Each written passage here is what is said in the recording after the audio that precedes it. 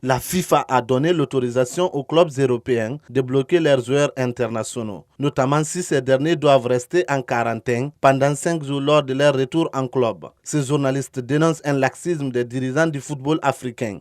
Par ailleurs, ils ont parfaitement raison parce que tout dernièrement, lorsque les joueurs africains étaient venus en Afrique, ils sont rentrés dans leur club, ils avaient des problèmes.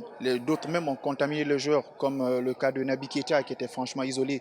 Maintenant, c'est nos dirigeants qui doivent maintenant défendre ce dossier, leur montrer que franchement, lorsque ces joueurs vont venir en Afrique, quels sont les protocoles sanitaires dont ils vont mettre en place pour sauver ces joueurs avec ce Covid-19. Cette décision impacte beaucoup les sélections africaines, asiatiques et celles du sud et du nord américain. En ce qui concerne l'Afrique, cet agent des joueurs voit la faiblesse de la CAF. Donc ça a un impact parce que quand vous essayez de voir du côté de la Guinée, nous serons privés de 5 joueurs.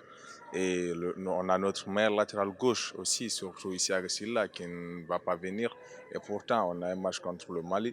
Et quand vous regardez aussi chez les autres, il y a même des voix qui se sont levées. On a le coach marocain qui a un petit peu appelé à une rébellion. La décision de bloquer ces internationaux ouvre un boulevard à l'arrivée massive des joueurs locaux au sein de l'équipe nationale A. À Conakry, certains entraîneurs locaux ont préféré garder le silence sur le sujet.